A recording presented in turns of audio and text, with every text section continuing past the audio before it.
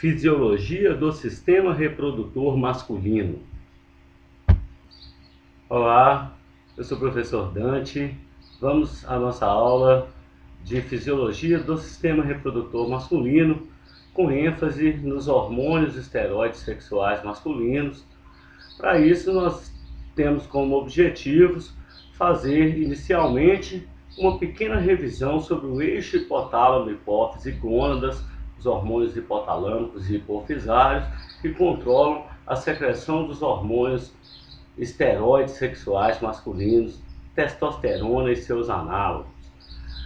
Faremos uma breve revisão da anatomia do sistema reprodutor masculino, sobre as glândulas acessórias e a composição do sêmen. Espermatogênese não é o objetivo geral, nós vamos apenas enfatizar os efeitos dos hormônios gonadotrópicos e dos hormônios esteroides sobre a espermatogênese, sobre as células que estimulam a espermatogênese, e os efeitos da testosterona serão melhor abordados aí, então nessa aula. Nós vamos tentar dar ênfase a todos os efeitos conhecidos da testosterona, como sendo os objetivos principais da aula. Então, nós vamos estudar as vias de biossíntese dos hormônios esteroides testiculares, testosterona, androstenodiona, a desidroepiandrosterona, esses hormônios chamados de hormônios esteroides sexuais masculinos. Então vamos, como eu disse, fazendo uma revisão geral sobre o eixo hipotálamo e hipófise. Nós temos o hipotálamo, alguns neurônios localizados especialmente no núcleo arqueado do hipotálamo, são capazes de secretar o neuropeptídeo GNRH, que recebe o nome de hormônio liberador de gonadotrofinas. Esses neurônios, eles se estendem até as margens próximas aos chamados vasos portais, e liberam o GNRH no interstício próximo à circulação porta hipotálamo hipofisária, de maneira que o GNRH atinge a hipófise anterior, especialmente através do sistema circulatório especial chamado de sistema porta hipotálamo hipofisário. Na hipófise, esse neuropeptídeo estimula células específicas, nós vamos ver um pouquinho mais adiante, chamadas de gonadotróficos. Essas células são as células produtoras e secretoras dos hormônios folículo estimulante, chamado FSH, e do hormônio luteinizante, também recebe a sigla de LH. Esses hormônios, eles têm um papel primordial em estimular os testículos, a produzirem testosterona. Eles são hormônios que vão estimular o crescimento testicular, são hormônios que levam ao desenvolvimento dos testículos. Nós não vamos falar muito de puberdade agora, eles são hormônios que, esse eixo que nós estamos falando aí, nós estamos começando a falar sobre o homem adulto. Então nós não queremos abordar muito puberdade nessa aula, nós teremos outra oportunidade para conversar sobre puberdade, mas nós já estamos aqui num período onde a testosterona leva ao crescimento testicular durante a puberdade, e os testículos se tornam então aptos a produzirem testosterona. Onde o hipotálamo, ele sofre um despertar. Os fatores que levam a esse despertar hipotalâmico, eles não são muito conhecidos. Nós temos algumas evidências aí que nós vamos falar ao longo da aula, de substâncias químicas que podem participar, mas parece que esses neurônios neurosecretores hipotalâmicos, eles terminam o seu estado de maturação, então, nesse período que a gente chama de puberdade.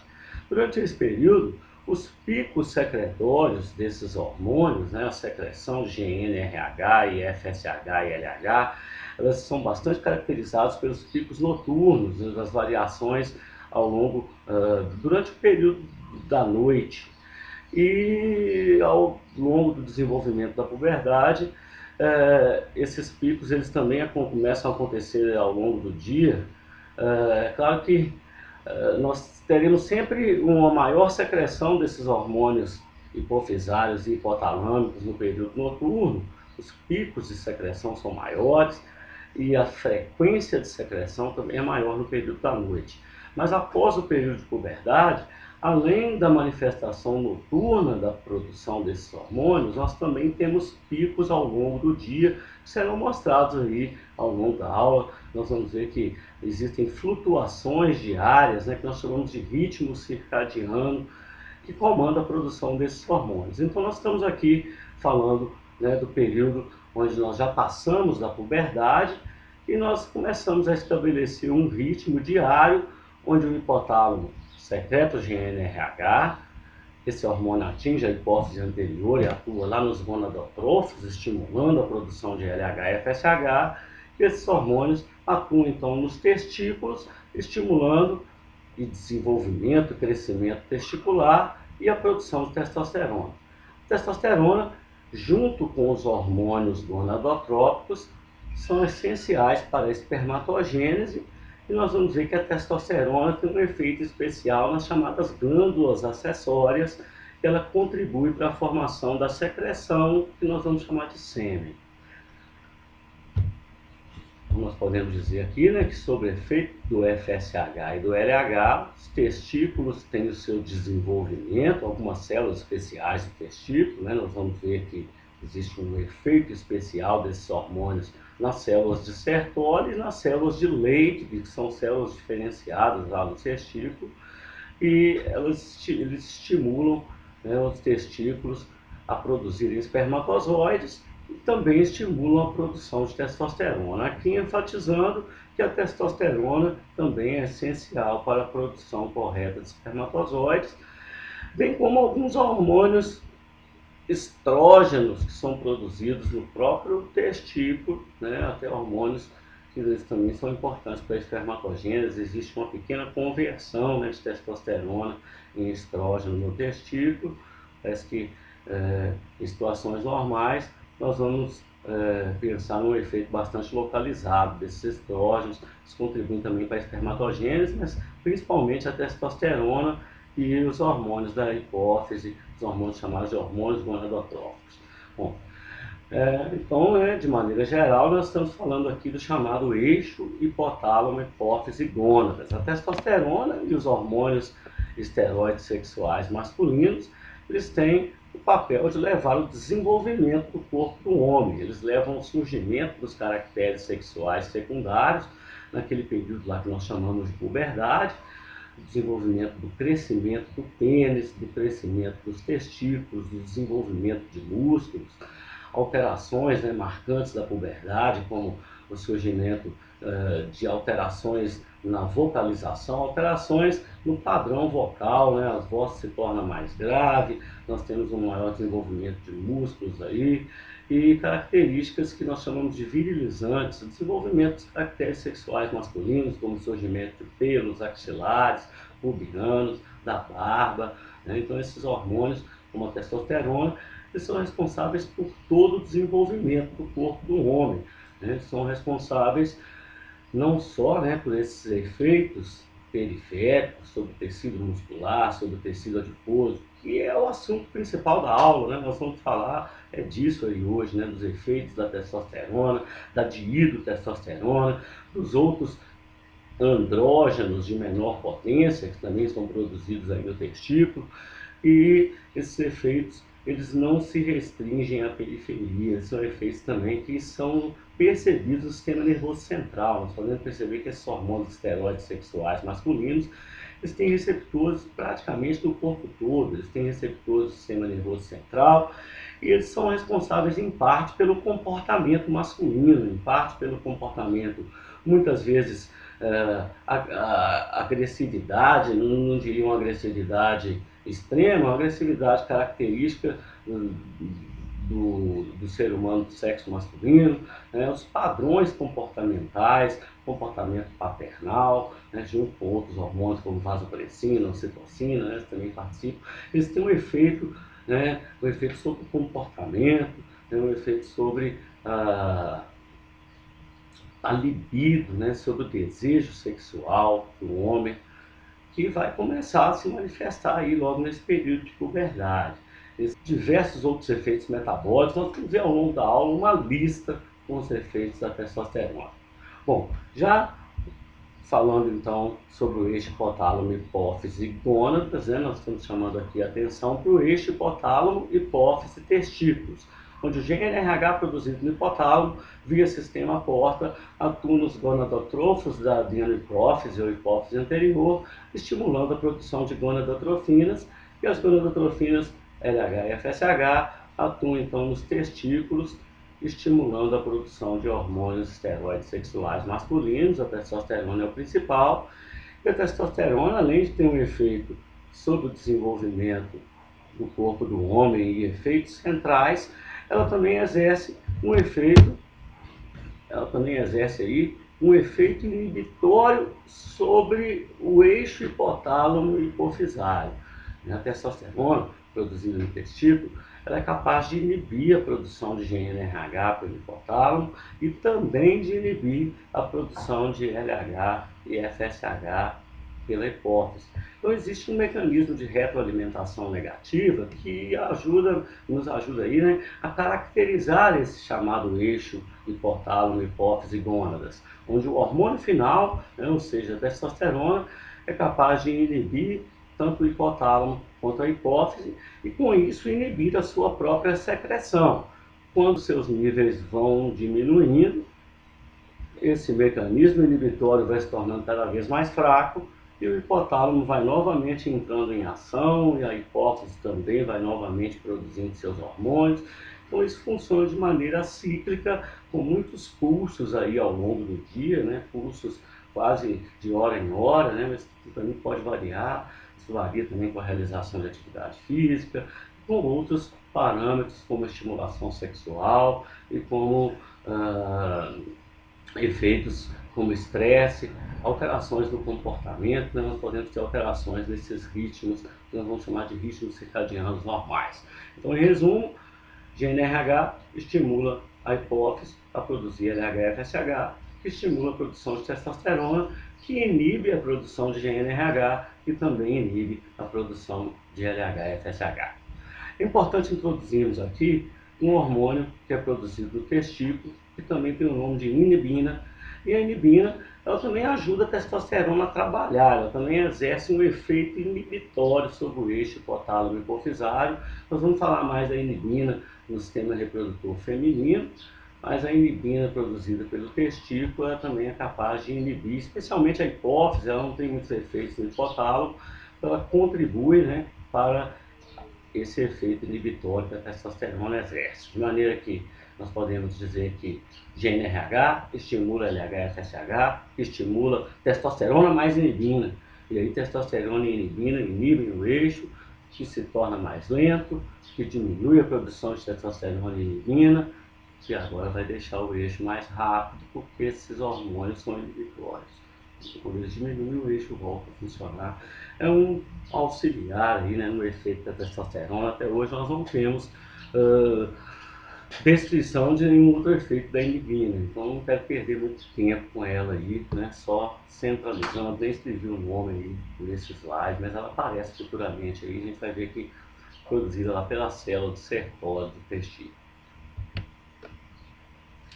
Uma visão geral do sistema reprodutor masculino, nós temos aqui o pênis, que é o órgão sexual masculino, a glândula do pênis, corpo esponjoso e o corpo cavernoso do pênis, são as estruturas responsáveis por fazer a ereção do pênis, são estruturas muito vascularizadas.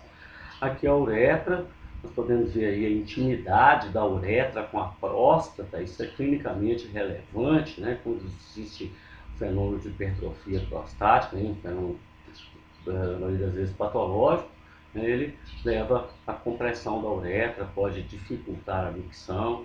Nós estamos vendo aqui que a uretra, né, no caso do sistema reprodutor masculino, ela é o canal onde o esperma, né, ele passa, e é o canal que também é conectado à bexiga, né, então é um canal comum, né, ele faz parte do chamado sistema gênito-urinário, então ele está ali relacionado. É importante que a gente enfatize essas estruturas.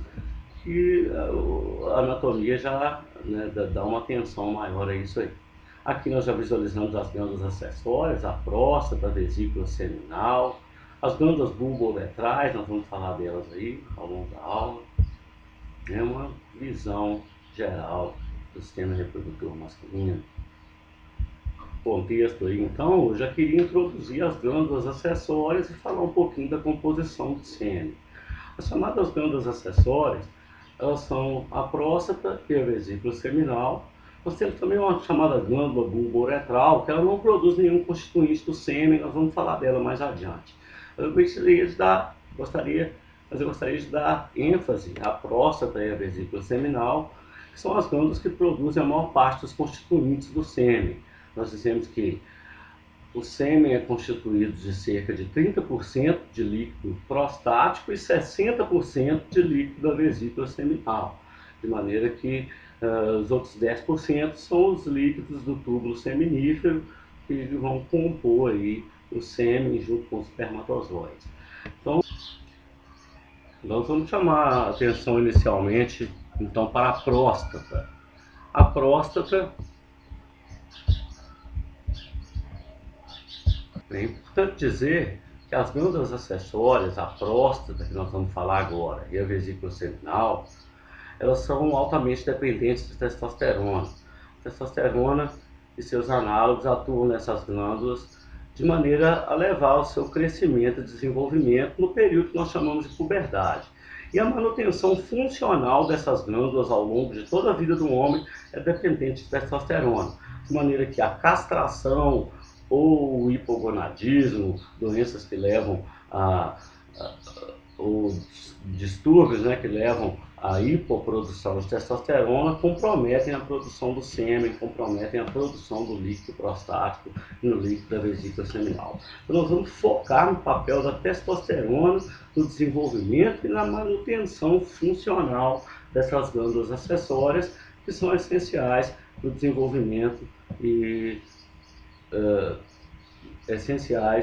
são essenciais para a produção do líquido que vai compor o que nós chamamos de esperma. O esperma, né, nós dissemos aí, ele é composto pelos líquidos da vesícula seminal, da próstata, pelo líquido que vem lá do túbulo seminífero. Então a próstata, aqui eu queria dizer só os constituintes mais importantes do líquido prostático e as funções que são mais relevantes para nós aí. Então, normalmente 30% das secreções do esperma são secreções da próstata, e a próstata, o líquido prostático inclui citrato, fibrinolisina, cálcio, fosfatase ácida, dentre outros. O citrato, ele é a principal fonte energética do espermatozoide proveniente do líquido prostático. E a enzima fibrinolisina, ela atua como um anticoagulante do sêmen, o que ajuda na motilidade do esperma. Cálcio e zinco são oligoelementos, né? Eles têm todo um papel para compor o microambiente, que faz parte aí do sêmen.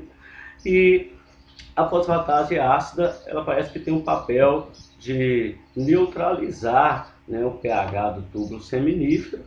E enquanto que, dentre outros aí, o que eu coloquei especialmente, eu queria dizer é sobre o PSA. O PSA, ele tem o nome de antígeno prostático específico, é uma proteína, né, produzida pela próstata, e ele serve como indicativo de hipertrofia prostática. A hipertrofia prostática é um distúrbio que pode surgir até uma incidência bastante alta em homens, que é o crescimento da próstata. Ele pode ser benigno ou pode ser de características malignas, mas esse crescimento da próstata ele pode comprometer diversas funções, como a função sexual, a função urinária, né? Então ele deve ser tratado. E o crescimento da próstata, na maioria das vezes, está relacionado com o hormônio de hidrotestosterona, que nós vamos falar mais para frente aí, né? Mas o PSA ele ajuda no diagnóstico da hipertrofia prostática. Os níveis, as concentrações plasmáticas de PSA aumentam na presença de hipertrofia prostática, ou seja, a próstata cresce e produz mais PSA. No entanto, ele não elimina a necessidade de se realizar o exame de toque retal Esse exame aí, né, ele tem a finalidade de se avaliar nos estágios iniciais da hipertrofia prostática, onde é mais fácil o tratamento da doença. A vesícula seminal, então aí uma visão da próstata, né, e da vesícula seminal juntas, né, a glândula bulbo-uretral é indicada pela seta azul, e a estrutura microcelular da vesícula seminal. As secreções da vesícula seminal, elas também são importantes constituintes do sêmen, né? Eles incluem também a frutose, uma enzima chamada de enzima coagulante, as prostaglandinas, que inicialmente se pensava serem provenientes da próstata, por isso recebem esse nome, né? As maiores concentrações de prostaglandinas estão na vesícula seminal, e entre outras substâncias aí também, considerando as mais relevantes. A frutose é substrato energético também ali, né? A principal energia ali vindo da vesícula seminal. A frutose é um carboidrato. E a enzima coagulante, ela favorece que o sêmen se torne uma secreção agregada. Ela favorece a formação de grumos com o esperma, mas isso depois que acontece a ejaculação. Então ela tem um bom papel, né? Nós dizemos aí, depois que a ejaculação acontece, que favorece essa coagulação necessária para favorecer a propulsão pelos tecidos do organismo feminino, pela vagina, pelo corpo inteiro do útero, né? Então nós temos aí que as secreções da vesícula seminal, elas têm um importante papel no fenômeno de capacitação, que é um fenômeno de deixar o espermatozoide mais apto para que a fecundação ocorra. E esse processo aí, né, não só a próstata, não só a vesícula seminal, mas a próstata também participa disso aí, né? Mas principalmente, né, nós temos aí esse papel, né, da enzima coagulante. E prostaglandinas, também produzidas pela próstata, elas parecem atuar no muco cervical, já no organismo feminino, diminuindo a viscosidade do muco cervical. Elas também estimulam a motilidade uterina, elas também estimulam, né, a motilidade que vai propulsionar os espermatozoides até a tuba uterina. Então, os constituintes, né, do esperma, eles têm um papel importante na fecundação, né, caso o ato sexual aconteça, em favorecer a fecundação. Eles têm um papel aí já no organismo feminino, né? Então, lembrando mais uma vez que a integridade dessas estruturas e a produção do sêmen é especialmente dependente de testosterona. Os hormônios hipofisários, LH e FSH, não têm receptores nessas glândulas, eles não têm um efeito importante na próstata e na vesícula seminal. Vesícula seminal são extremamente dependentes de hormônios esteroides, especialmente de testosterona e de hidrotestosterona.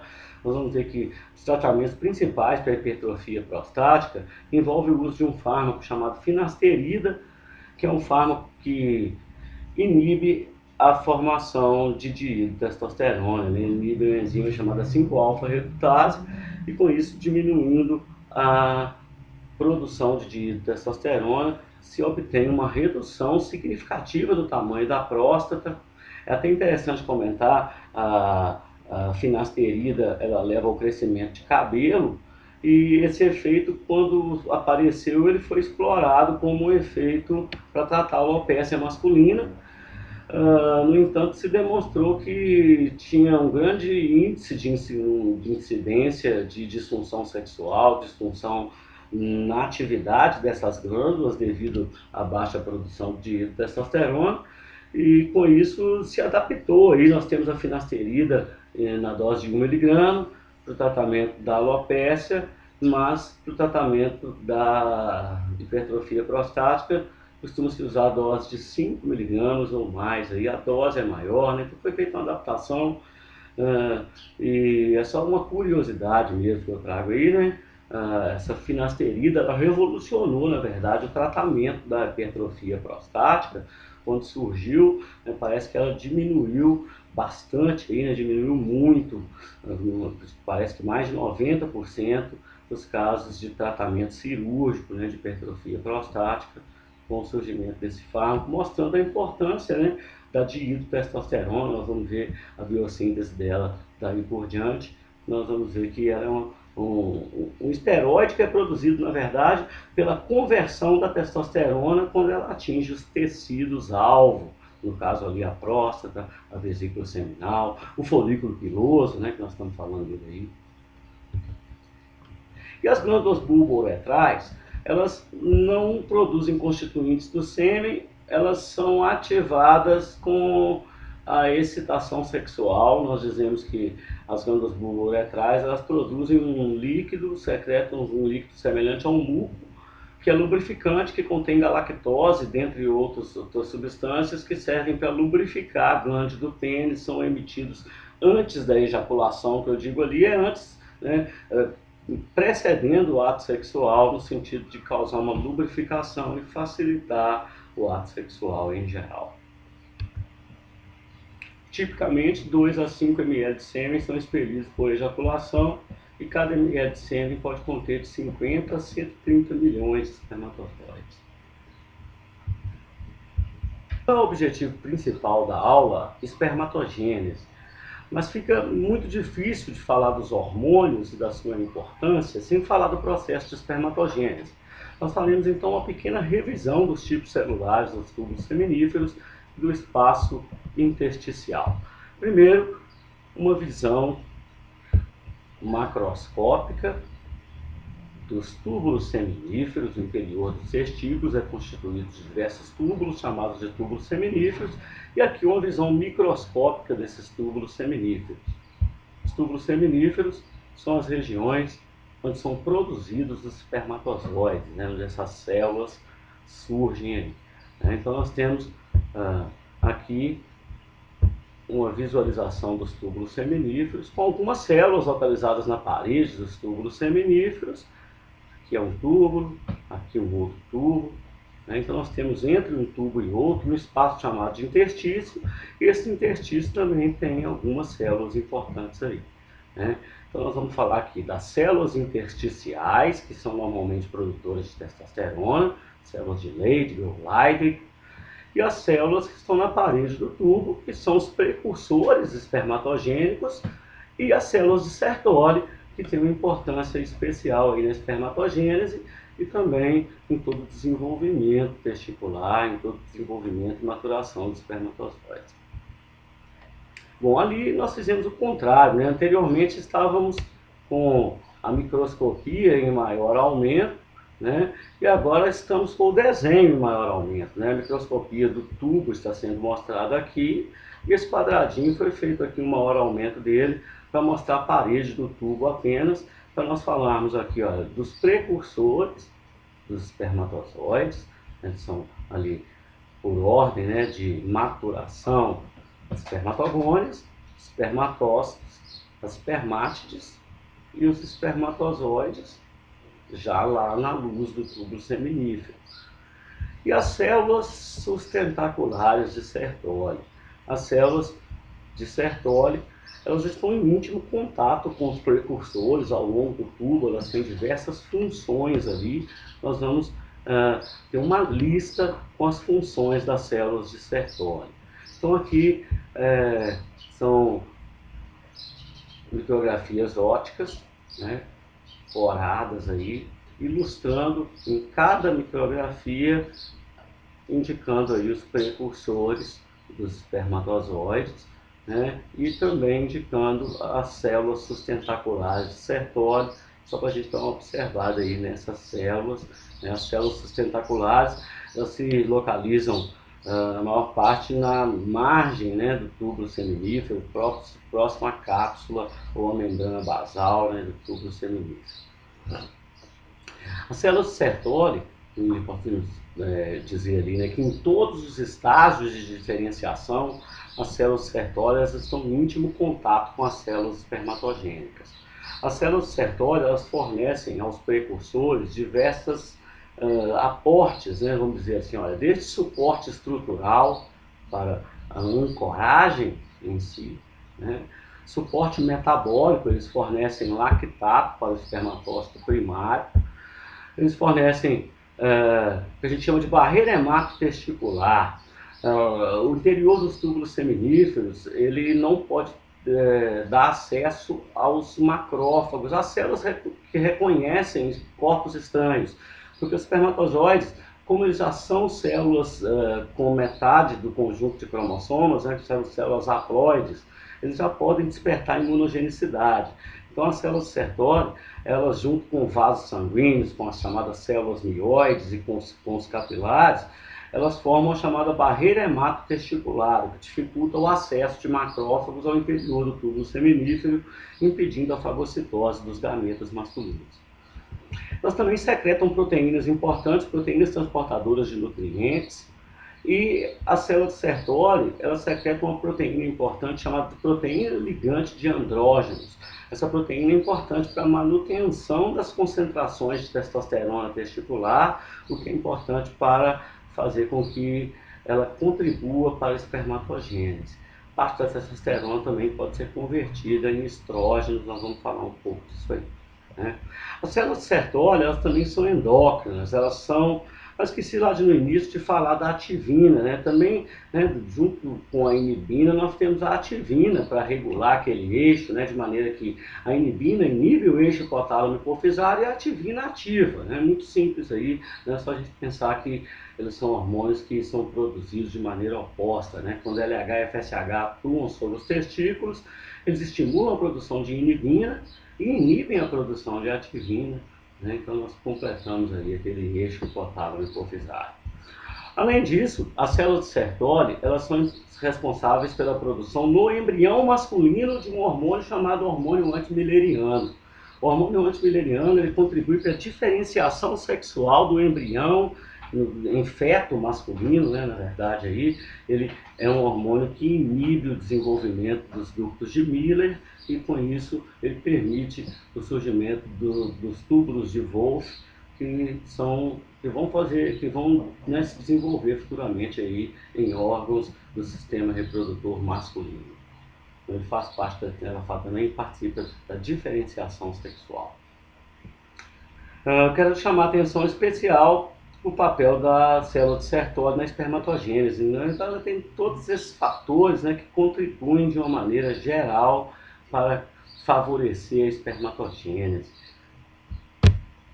As células de Sertoli, né, elas são as células que têm receptores, né, nós vamos ver lá, elas têm receptores para o FSH, tem uma informação importante aqui, ó.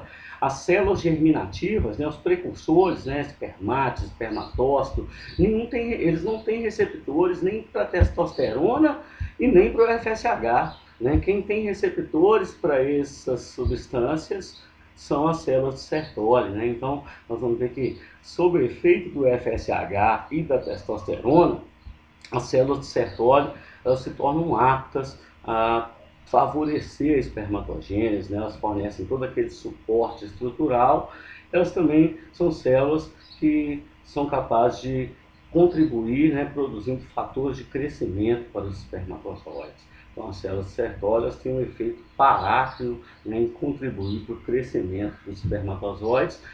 E a testosterona também, né, eles têm um papel importante, né? Só que a testosterona, a testosterona e o FSH, né, eles não atuam diretamente nos gametas, e sim sobre as células Sertoli, especialmente. Nós vamos ver um esquema disso aí ao longo da aula. Aí uma microscopia aumentada agora, dos túbulos seminíferos, aqui um tubo, dois tubos, três tubos, aqui um pedaço de outro.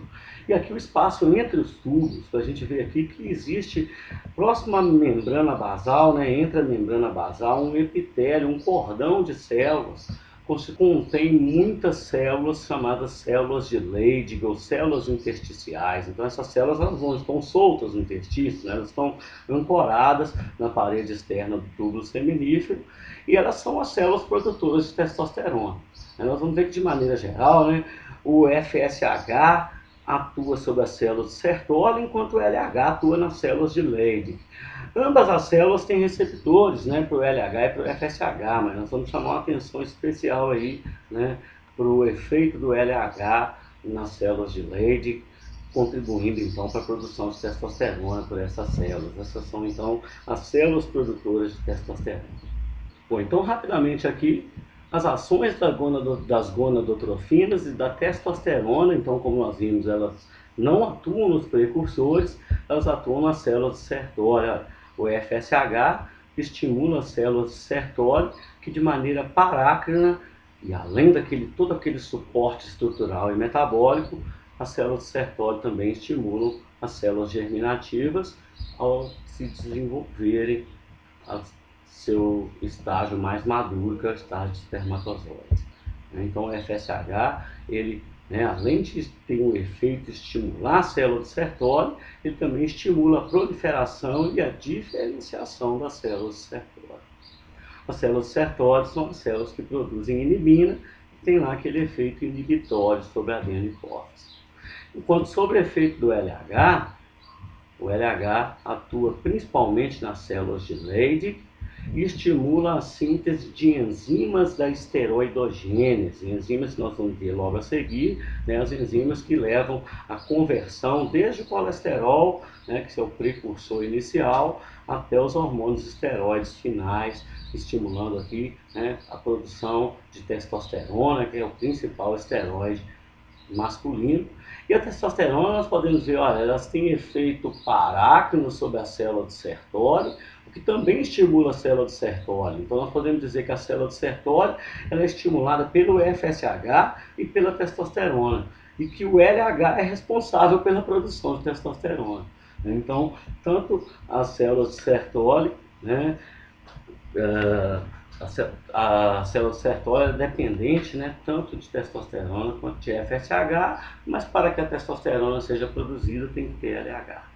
Então, a função testicular completa depende das duas gonadotrofinas, do LH e do FSH. A testosterona tem efeito em células na parede do túbulo seminífero, chamado de células mioides.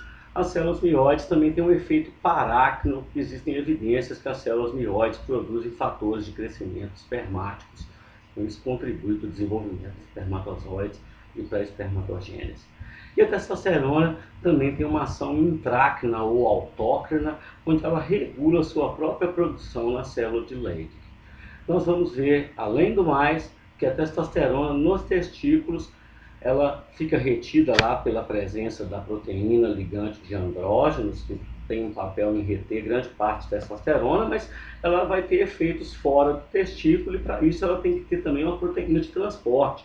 A testosterona ela forma, na verdade, uma lipoproteína e isso facilita o transporte da testosterona no plasma, então ela também tem uma proteína de ligação e transporte, onde ela é capaz de ser transportada no plasma e atingir com isso os tecidos-alvo.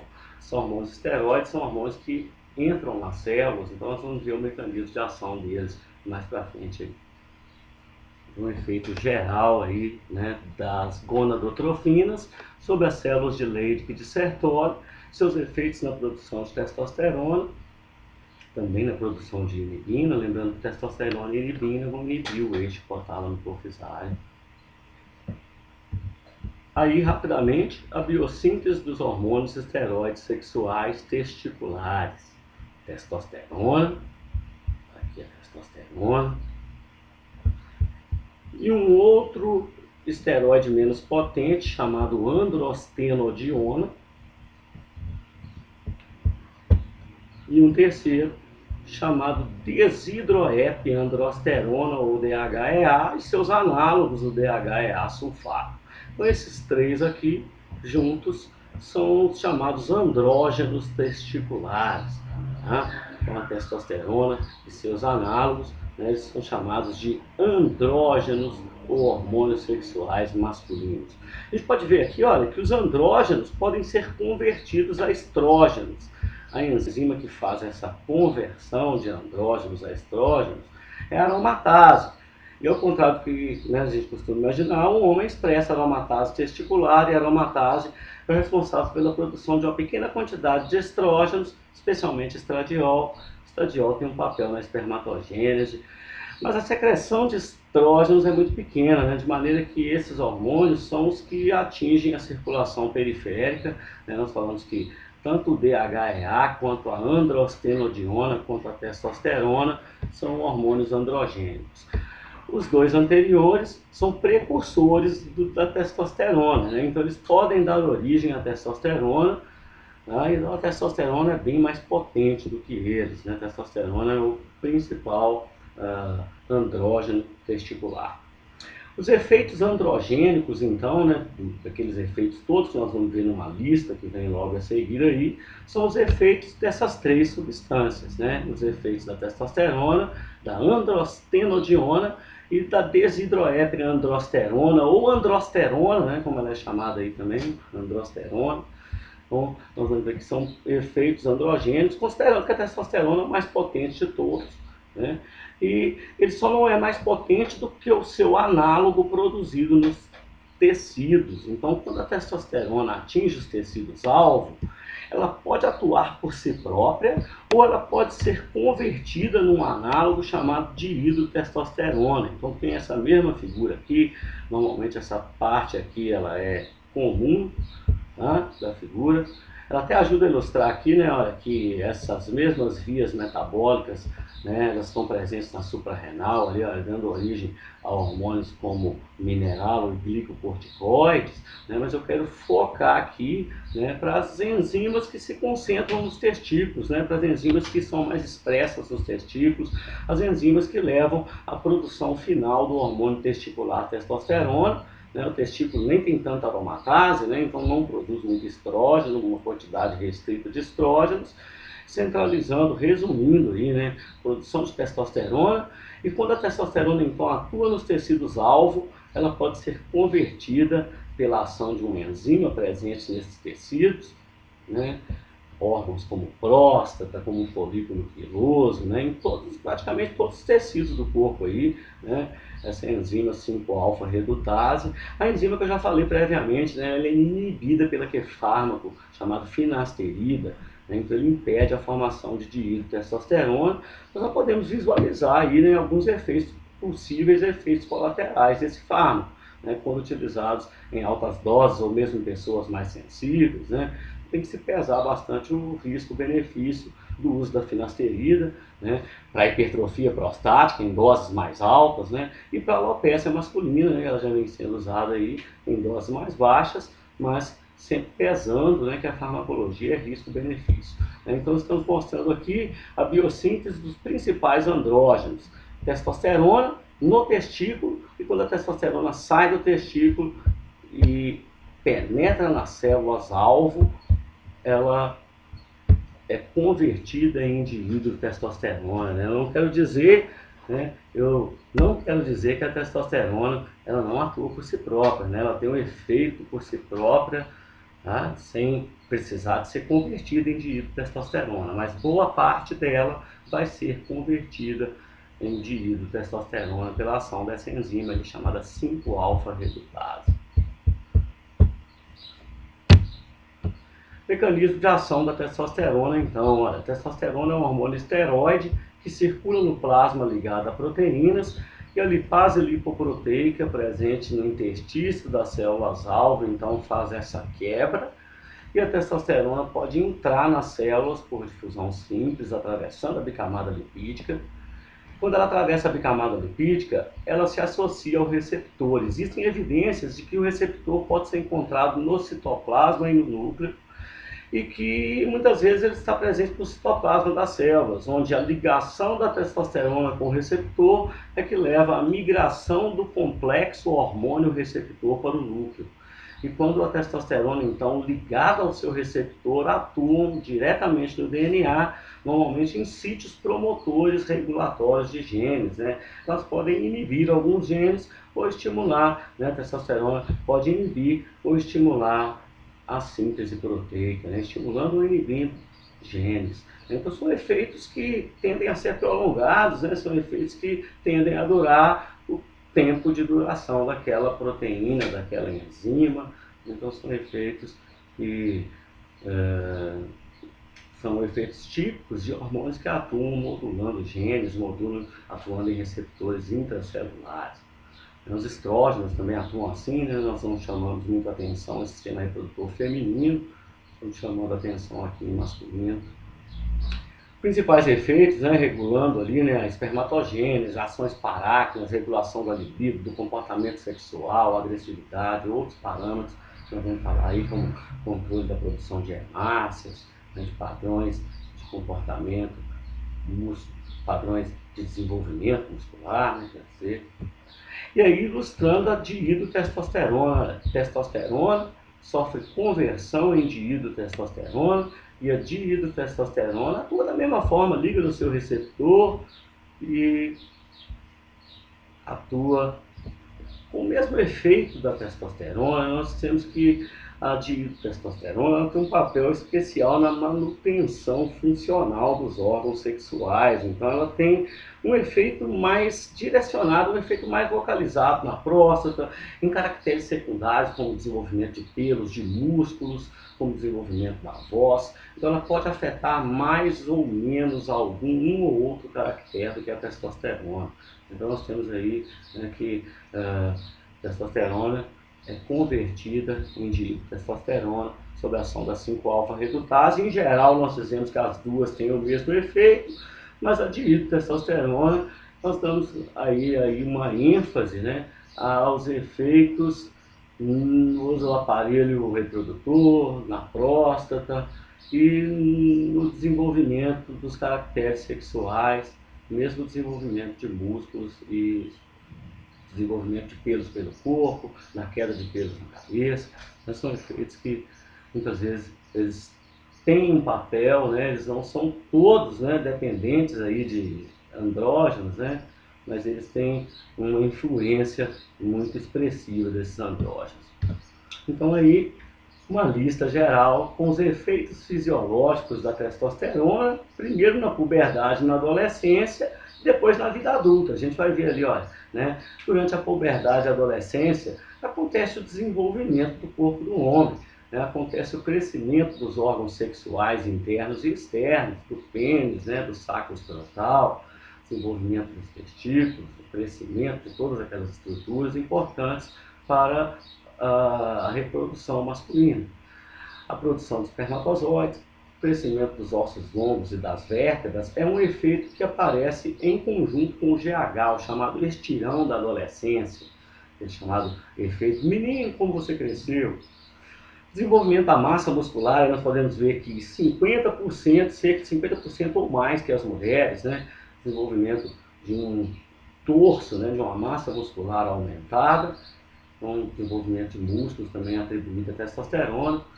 A secreção sebácea, as glândulas sebáceas da pele, elas são dependentes de andrógenos, né? As mulheres também produzem andrógeno na suprarrenal em quantidades muito menores do que as quantidades testiculares, tanto que eu nem estou dando atenção aqui hoje para a suprarrenal, né? Os homens também produzem testosterona na suprarrenal, mas ela não faz nem diferença considerando a quantidade que é produzida no testículo, né? As concentrações plasmáticas se refletem a produção testicular e não a produção suprarrenal aí, né? O espessamento das cordas vocais, que leva a uma voz mais grave, crescimento localizado de pelos, como eu disse aí, existem evidências que ela leva ao desenvolvimento de pelos pelo corpo e à queda de pelos na cabeça, e que existe um componente genético que está associado. É claro, nós podemos observar que existem, né, homens que têm uma maior né, chance de desenvolver alopecia e outros que não desenvolvem. Então existe um componente hereditário aí, não só endócrino, né?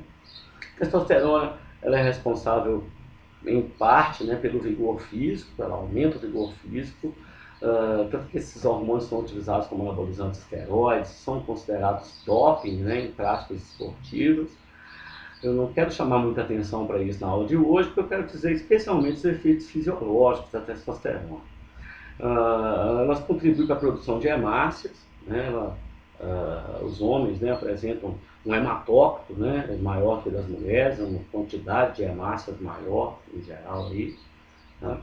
Que os deixa mais aptos para competições de mergulho, né, para aprender a respiração durante mais tempo. É claro que isso varia com o treinamento físico esportivo, né, também não quero chamar muita atenção para exercício. a testosterona contribui para a libido e desenvolvimento sexual. E na vida adulta, manutenção disso tudo, né? Manutenção da função dos órgãos sexuais, né? Manutenção dos caracteres adquiridos na puberdade.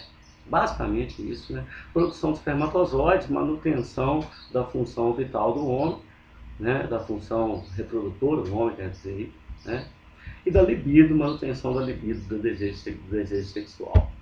É importante dizer, né, que com o passar do tempo existe um declínio significativo na produção de testosterona. Quando a queda ela atinge a níveis infantis, nós dizemos que o homem entrou em andropausa. A andropausa nem sempre acontece, mas ela pode atingir uma boa parcela de homens aí, de 20, 30 até 50% dos homens, né? Em idades mais avançadas, normalmente após 50 anos, existe um declínio na produção de testosterona, né? Nós vamos ver aí esse declínio e vamos falar um pouco da andropausa. Antes disso, eu gostaria de chamar a atenção para o ritmo circadiano normal, que nós já comentamos aí, né? Ele depende então dos pulsos de GNRH que acontecem ao longo do dia e da noite. Esses pulsos são maiores e mais frequentes no período noturno, mas depois da puberdade, esses neurônios, neurosecretores, ali, ó, eles têm os seus axônios nas margens dos vasos portais inferiores, né, a sua origem lá no núcleo arqueado, secretam o GNRH que atinge esses capilares, e esses capilares levam então o GNRH até a hipófise anterior, onde ele estimula lá os gonadotróficos, que são as células específicas que produzem LH e FSH. Esses hormônios são produzidos por essas células, esses dois hormônios, né, na mesma célula, chamada de gonadotróficos. LH e FSH, né, estão ali mostrando os ritmos, né, ao longo do dia aqui, né, na verdade, ele está trabalhando as horas do dia. Nós podemos ver que logo depois do pico de GNRH vem o pico de LH, né, só para ilustrar que o GNRH estimula a produção de LH.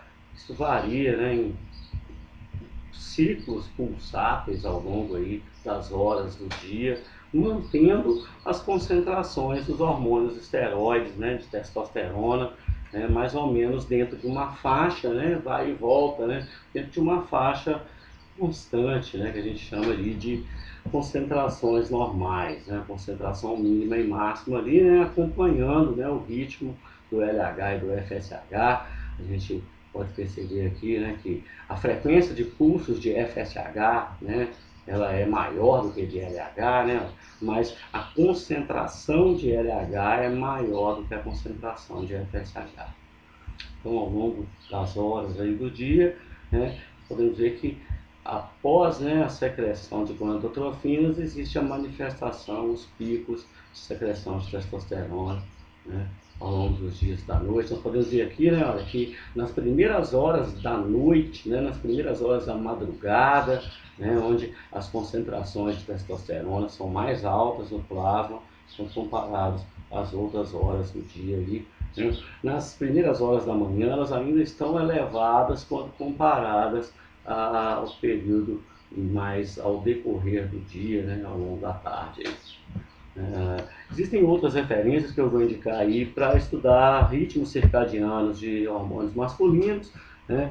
Esses hormônios eles não têm uma variação muito típica ao longo do mês, como acontece nas mulheres, mas eles também podem ter variações circanuais, na verdade, né? Existem meses onde existe uma produção maior ou menor de testosterona. Eu não trouxe figuras para mostrar isso aí, né? Mas eles, né, existem ritmos diferentes dos ritmos circadianos. O que é mais importante para a gente entender inicialmente é o ritmo circadiano, né? Ele não tem uma variação mensal significativa, né? Apesar de existirem variações com os estágios de humor psíquicos, com os estados comportamentais do homem, com a prática de exercícios físicos e com a nutrição.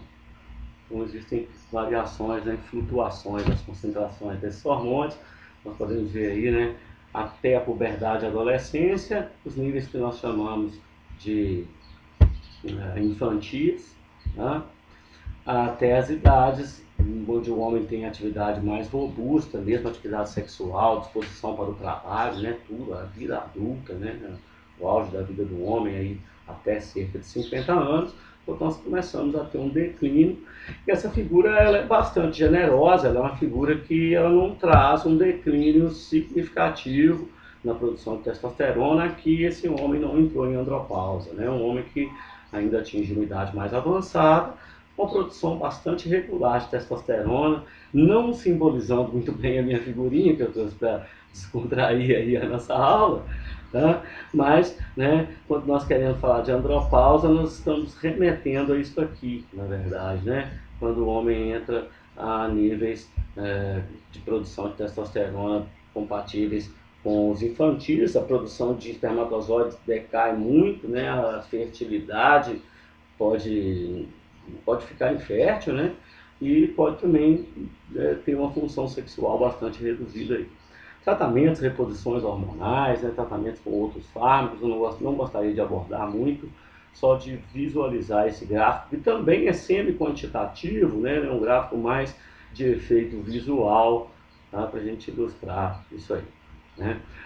A andropausa também ela pode ser comparada ao hipogonadismo. O hipogonadismo é uma doença que é caracterizada pelo não desenvolvimento gonadal, né? E ele tem todas essas, né, esses efeitos aí, né? Desde o não desenvolvimento de músculos, força, até doenças do coração, né? Todo um processo que requer a reposição hormonal. Então, muitas vezes, nós temos que esses fármacos ou análogos à testosterona estão disponíveis no mercado, nós estão disponíveis aí, né, na clínica para se tratar condições conhecidas como hipogonadismo, em alguns países reposição para a andropausa, né, para síndromes típicas de estudos como doenças hematológicas, né? Então nós temos aplicação disso aí e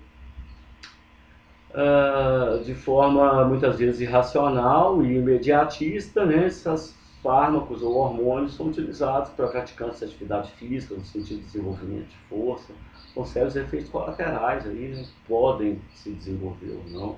Eu não gostaria de entrar muito nesse mérito.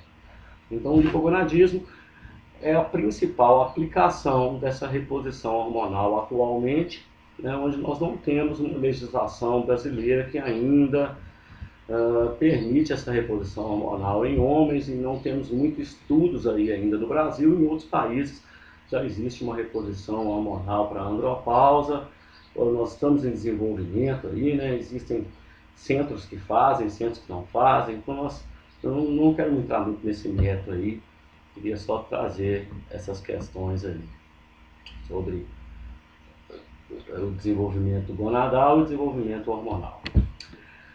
A terapia com testosterona, indivíduos normais, né? Esse aqui é um estudo que foi feito com seres humanos, né? Ele mostrou aqui que a injeção de testosterona, né? A injeção nesse período aqui, né?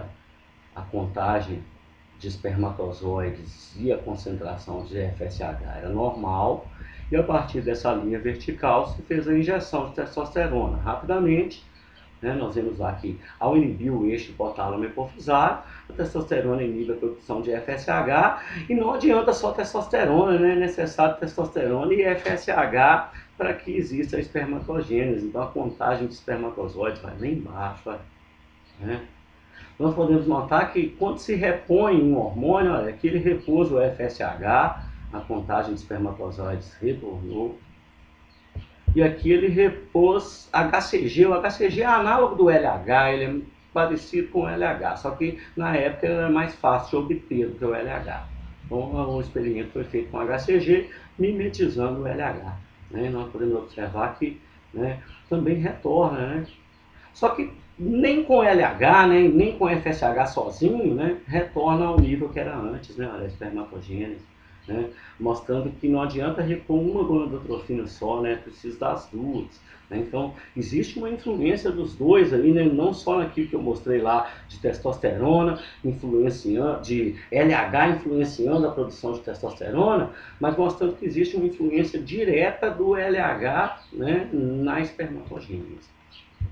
O que pode ser evidenciado com essa figura aí, que na verdade É uma figura do livro do Bernie Levy que usou aquela figura lá de trás. Ele pegou essa aqui e juntou, né, numa figura e levou lá para o livro dele. Né? Ele mostra isso para a gente, né, que quando foi injetado testosterona aqui, né, LH e FSH caem, né, e a contagem de espermatozoides também cai.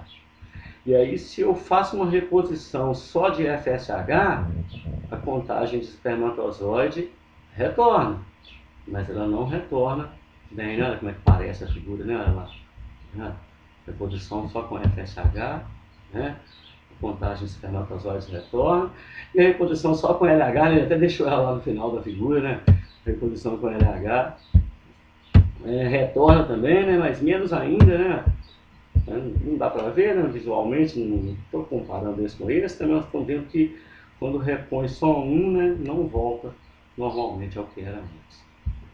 E essa última figura da aula para ilustrar que um experimento, né, tem todas essas referências aí, tá?